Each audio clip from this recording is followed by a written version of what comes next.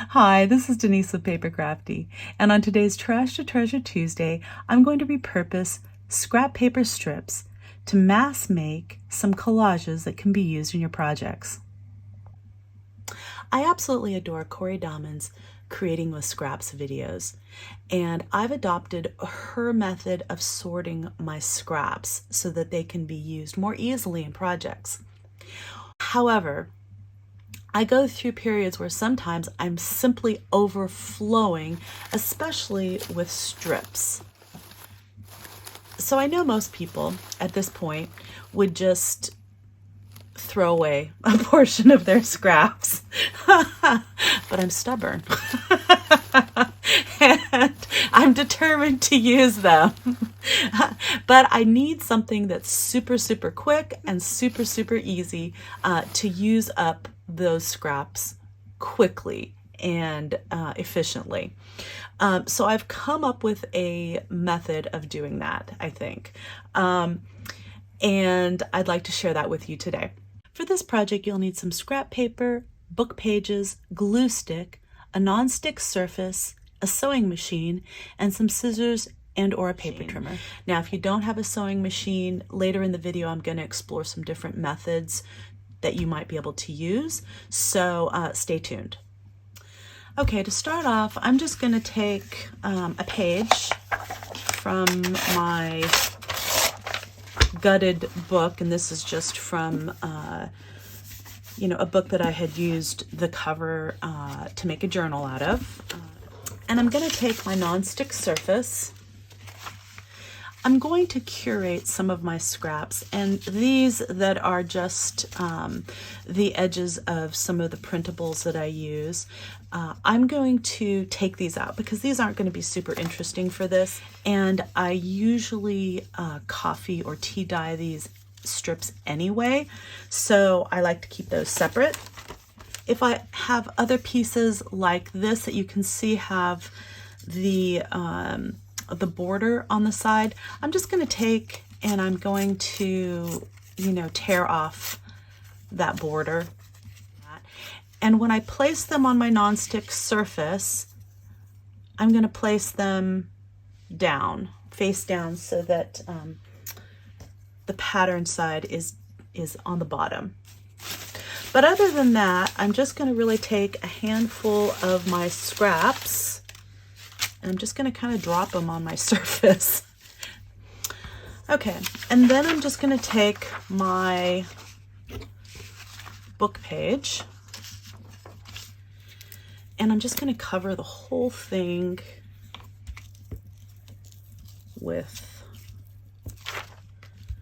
glue, and I'm going to make sure I get the entire surface, really, really well. Just lay down a real nice thick layer of glue here. There we go. And then I'm simply going to take this, squish it down over the top of this. You can even burnish it. Oops, try not to get those little edges. Burnish it down. And then I'm just going to lift it up and see what I get. Okay, and you can see most of the pieces stuck. I can take and rearrange some of them if they, there seems to be areas where there's not much going on. I'm not really kind of thinking about it too much. I'm just kind of, throwing stuff down on here. All right, so I'm just going to let this dry, and then I'm going to take it over to my sewing machine, and I'm going to do some stitching on this. And really the stitching is just to, tack down what's there. All right, so I did about 12 using that method where I just kind of dropped the pieces down, you know, and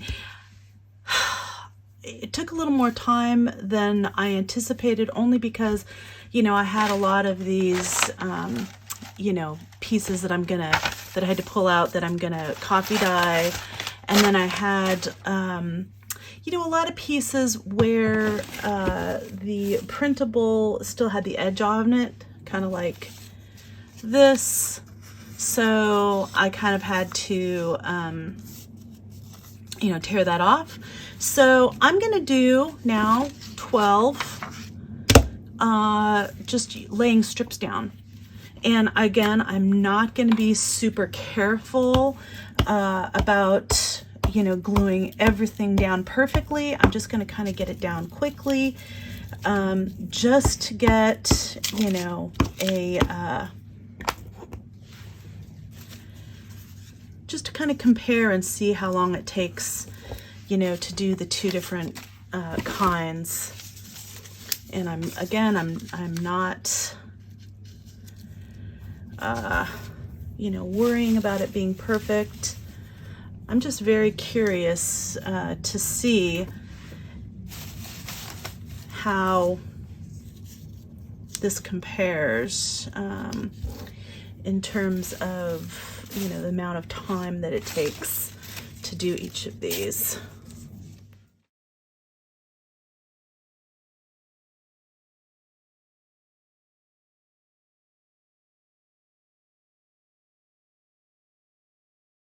All right. So I'm gonna let that dry. And again, I'm gonna go over this with stitching, so I'm not worried about it not being perfectly adhered. I might just give it a little burnish because, you know, I always do that. Okay, so this is what I've come up with. I've got a lot of sewn pages here. I'm just going to take these. Now these, you know, obviously don't need a lot of trimming, although they could use a little teeny bit. This I might just tear rather than use a trimmer on. Let's see if I want to even up these edges a bit.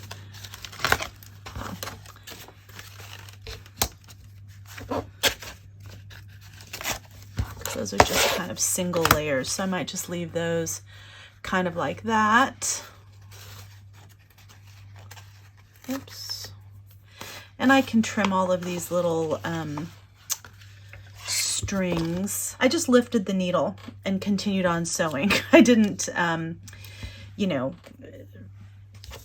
do a new, you know, cut the string every time. So that's why these strings are all attached like this. It just makes it go a little bit faster. Okay, so you kind of get the idea like that. So that's one of the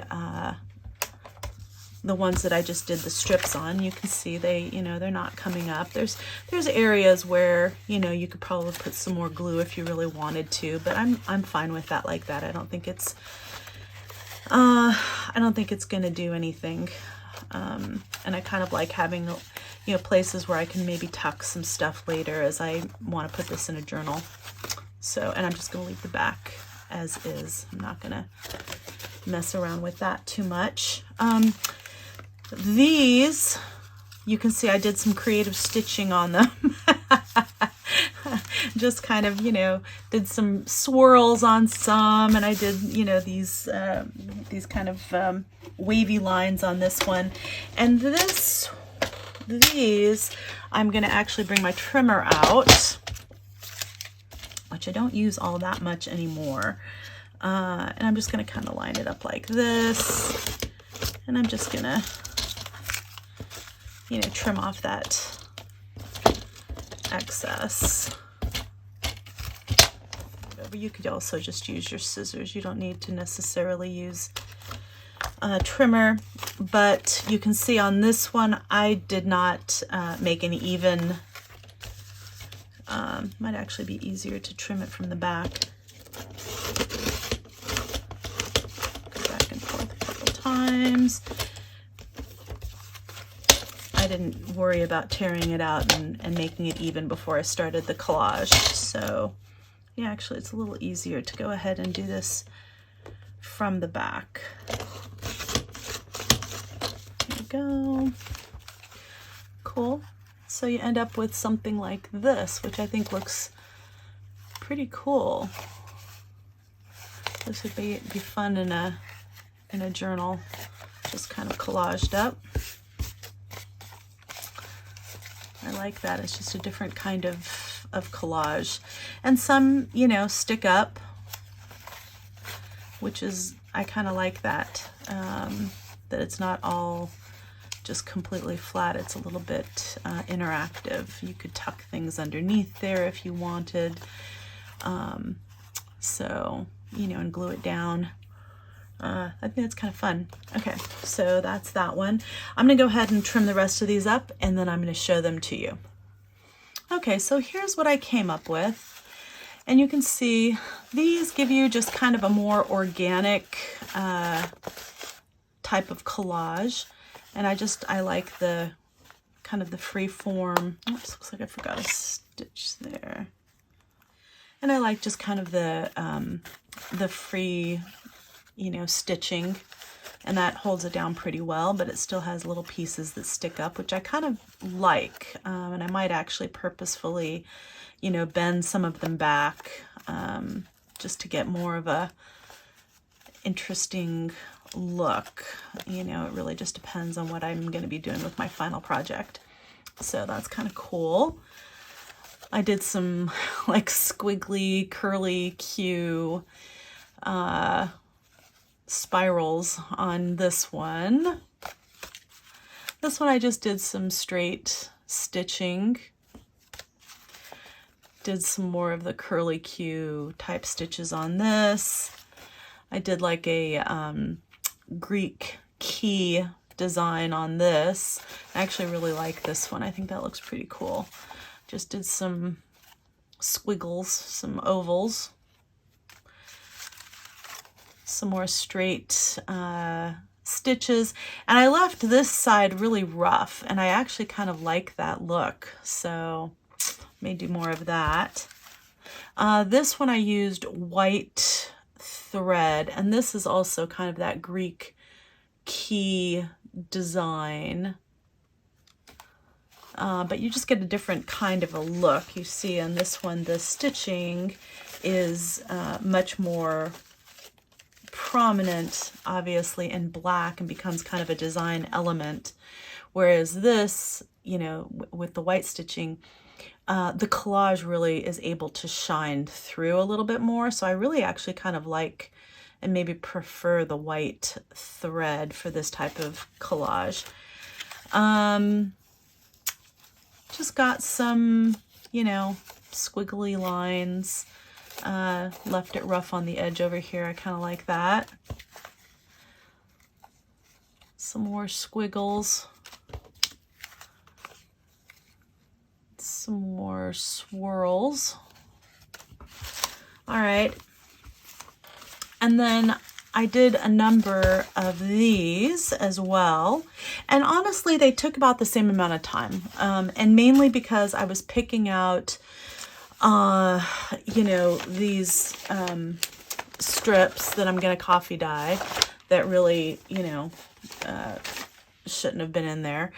And then on these, I had to tear off the white border, whereas this I didn't have to tear off the white border. So, you know, they ended up being about the same amount of time. Just did some straight stitching down it. Did some squiggles on this one. Oh, I like this one. I kind of did like a mushroom design, and I did a frame around the edge, and you could put it in, you know, a page just like this. You could add some little mushroom die cuts on top of there, which would be really cute, or you could actually cut this out and use that as a die cut. So that, you know, lots of kind of fun, different ideas, you know, if you can, you know, do a design You know, hearts would probably be really easy. Of course, circles, ovals. I tried to do a cloud and that was an abject failure. So, yeah, keep it simple, really.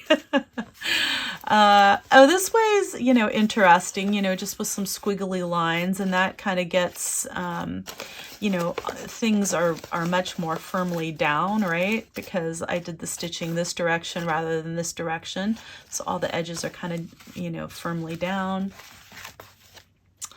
I really like this one, the way this one turned out. I circled, come spring. So if you have like a highlighted area that you want to do, that would be kind of a fun way to, you know, highlight that on your project. Again, I did this one sideways with straight lines rather than, you know, fluid lines. This is a combination of some kind of squiggly lines and some straight lines.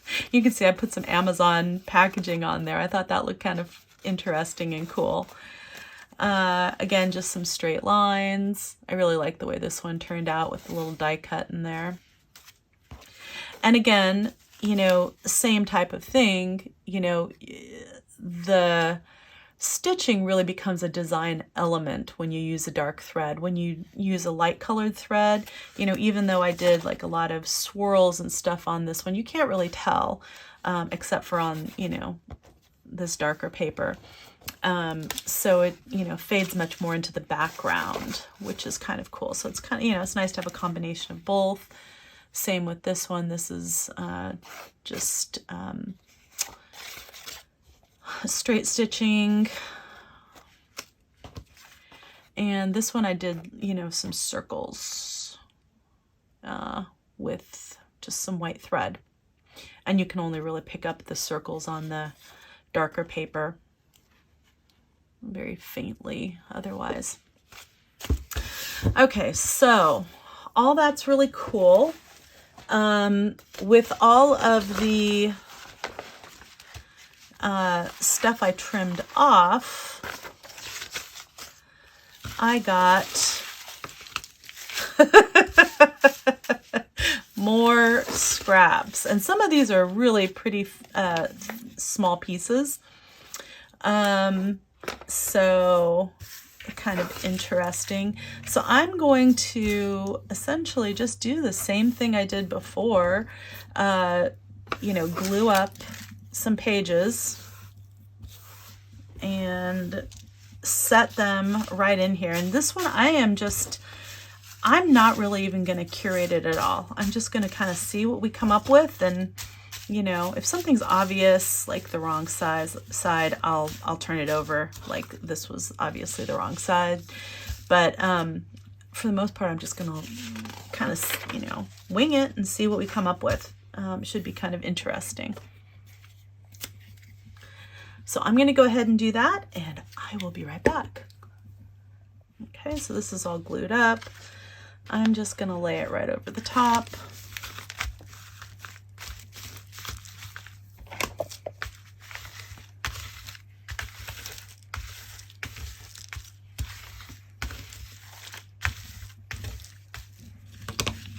Okay. Look at that. That's kind of interesting. Isn't that cool? All right. I'm gonna go sew that. Well, first I'm gonna let it dry. All right, obviously that's upside down.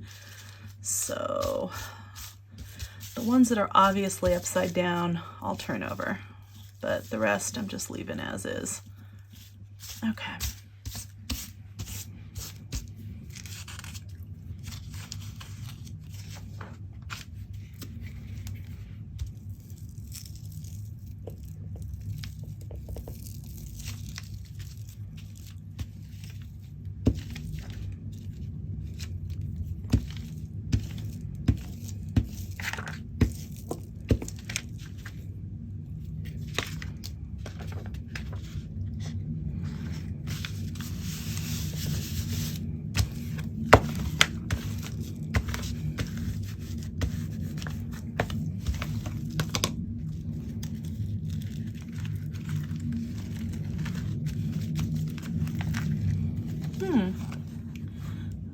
cool too. I might scoot that over a little bit.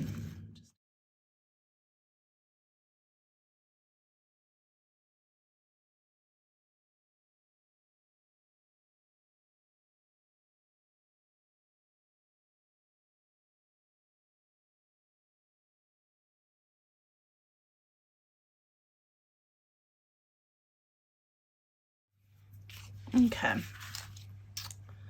All right, I'm going to sew that. All right, so I held a couple pieces off to the side so that, you know, if you don't have a sewing machine, I have another idea that you can use for, you know, making sure this, you know, all the pieces kind of stay down and don't just kind of come up and stuff. So I'm going to share that with you right now. All right, so my thought is that I would use some matte medium on this. Now, you could definitely use, you know, whatever you have. If you have Mod Podge, if you have Collage Medium from Tim Holtz, whatever you have. I mean, this happens to be what I have, so I'm just going to go ahead and try to use this. So I'm just going to squeeze a little bit out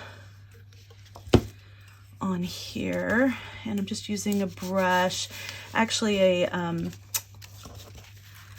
actually think that I'm just getting underneath, you know, these little edges so that they're glued down. And I actually think that a fan brush would work better with this, but you know, this is what I had handy, so this is what I'm going to use. All right.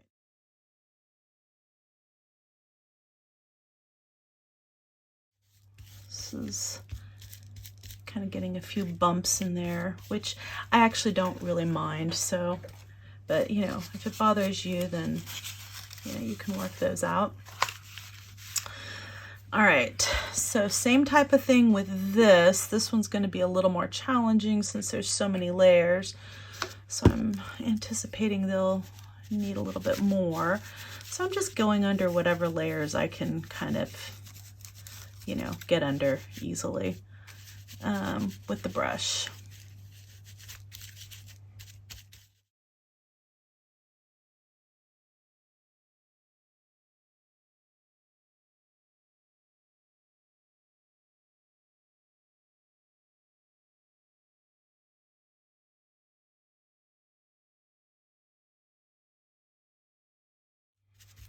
Okay, so you can see that's just kind of a different, you know, different way to adhere everything, you know, kind of quickly if you don't have a sewing machine.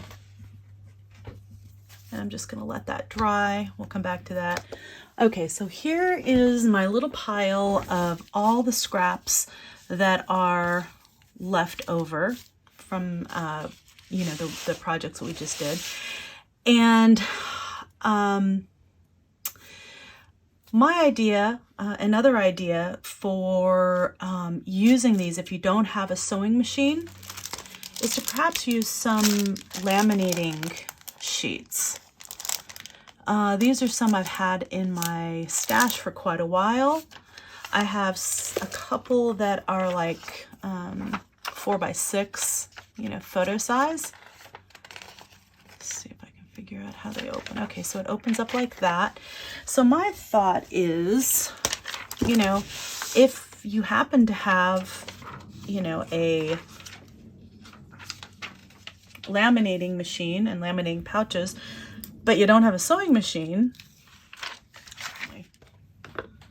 maybe this would be kind of a fun way to go ahead and, you know,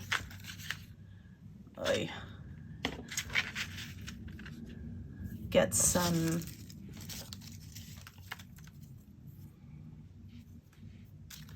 and I'm really not trying to curate this. I'm just trying to get them on here. So yeah, Something like that might be kind of fun.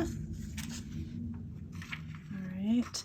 And I want everything to stay inside the pouch because I want it to be fully sealed. So I can't like have it be, you know, too 3D. Everything's got to kind of flatten out. Okay, so I have these other, I don't know,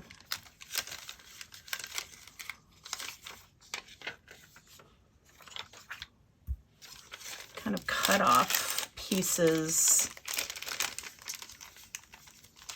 So these could be kind of fun, even, you know, even if just taking you like hole punch them later, that could be kind of fun. You can see I even have some of these little pieces of gesso that are stuck to my sheet, which I love those. I think they turn out, that's why I don't generally clean my craft mat very often, because I just really love the way those look. Okay. All right, so done. But anyway, I'll run those through the laminator and I'll be back. Okay, so I really like the way these turned out. You can see you got this, you got this really fun, it's like a double-sided collage, which is kind of fun. That's actually kind of cool. Definitely see using that in projects. I got this little smaller one, which is kind of interesting.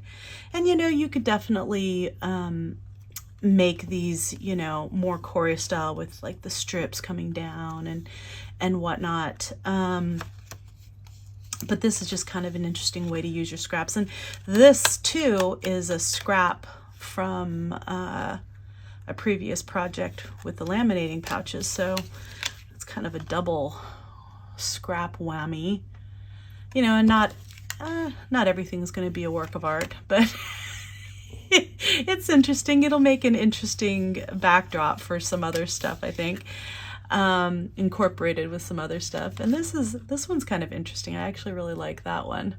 So yeah, I mean, I think those turned out pretty cool. So if you don't have a sewing machine, this is another option for doing, you know, this kind of collage. And this actually was pretty quick, very easy, almost I think even easier than you know, gluing and sewing. So, you know, there's all sorts of different kinds of ways to do this. And as always, use what you have, just kind of be creative and, you know, think about what you have in different ways and how you can use them to get a similar result. And that's really what my purpose here is just to spark some ideas and some creativity and for you guys to just run with it. And hopefully we can all share ideas and inspiration. All right, so this is what I came up with. These are the two that I made from the meta scraps, or the scraps from the scraps. And you can see it, there are even some strings, you know, that I had trimmed off of the previous collages. So I really love the way these turned out. I think these will be a lot of fun to use as backgrounds, to cut up from tags, or, you know, just use as pages in a journal as is with maybe, you know, something on top, you know, that's decorative. I just think they're a lot of fun. So great way to use up scraps and to mass make these very quickly. So let's see, I'll put these here like that, you can see, and then there's the other one that I did.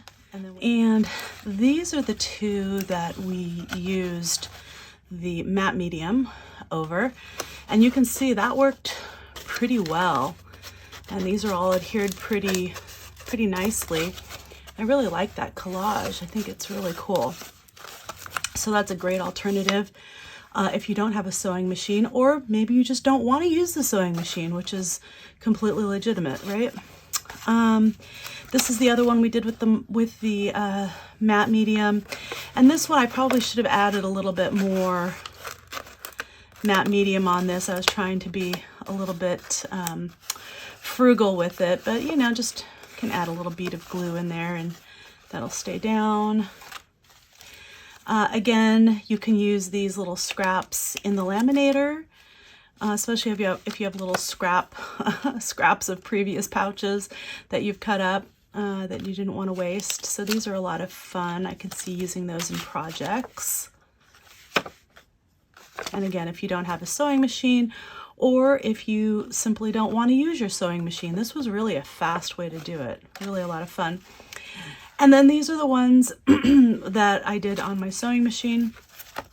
And I had shown you these previously, so I'm not going to spend too much time, but I will go ahead and post some close-up pictures of these so that you can kind of see kind of some of the details. I still really love that one. Some of these scribbly ones are kind of fun. So yeah, these are just a lot of fun. I really, I think this is a great method to just mass make and to create really kind of some unique and fun collages to use in your projects. Super cool. I also wanted to show you how successful I was at going through my scrap drawer.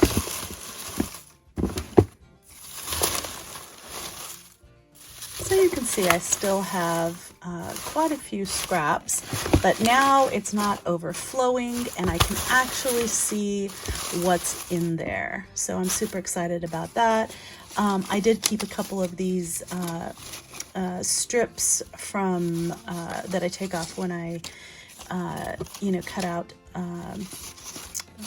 little pieces of ephemera off of the printables, the digitals, and I like to swatch on these kind of like I did on this to get colors that match my project.